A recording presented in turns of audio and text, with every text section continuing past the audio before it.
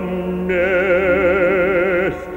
святе залог спасения,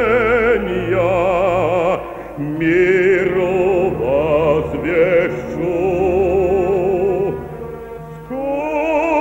Сколько скорби, сколько терзаний,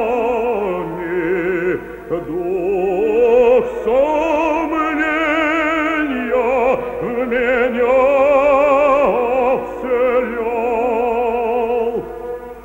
Страх за братью, за отчасть грешных душ, денно и ношно меня смущал, и не дрогнуло сердце мое, да свершится воля небесного Отца.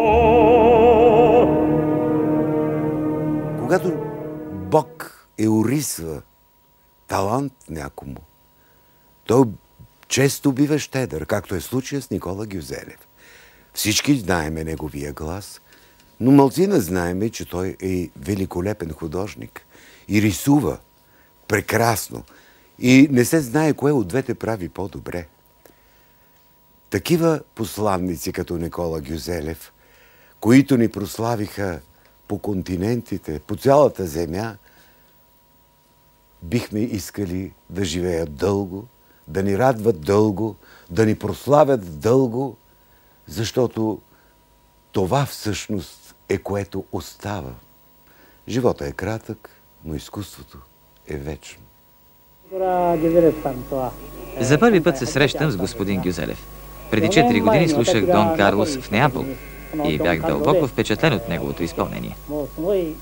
Спомням си нестихващите бурни аплодисменти миналата година, когато слушах господин Гюзелев в Дон Карлос в Римската опера. Два пъти слушах изпълненията му в ролята на Филип II и тогава реших непременно да го поканя в Япония на представление в театъра Фудживара. Горещото ми желание беше изпълнено. И сега съм изключително благодарен на господин Гюзелев за изпълненията му.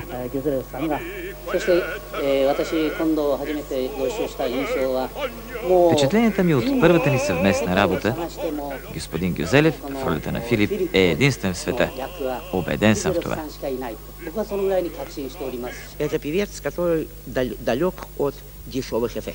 Той е певец далеч от ефтините ефекти. Много певци ги използват, за да предизвикат повече аплодисменти. За Гюзелев това няма никакво значение. Той е сериозен музикант, сериозен певец. Той притежава великолепен глас, знае възможностите му и ги използва изцяло.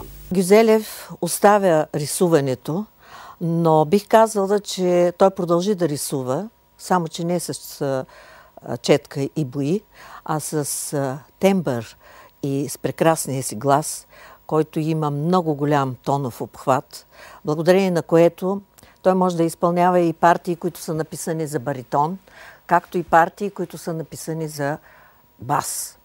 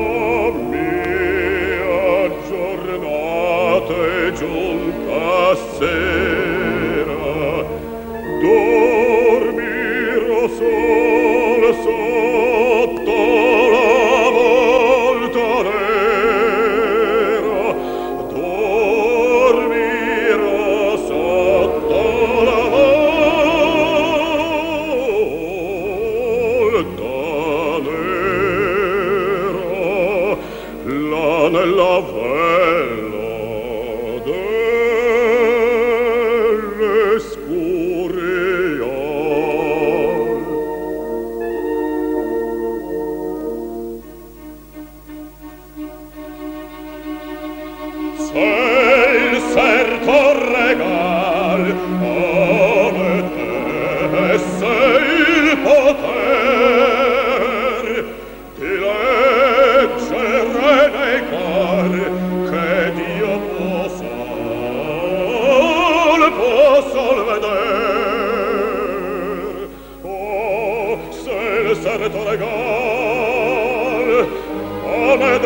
forza il potere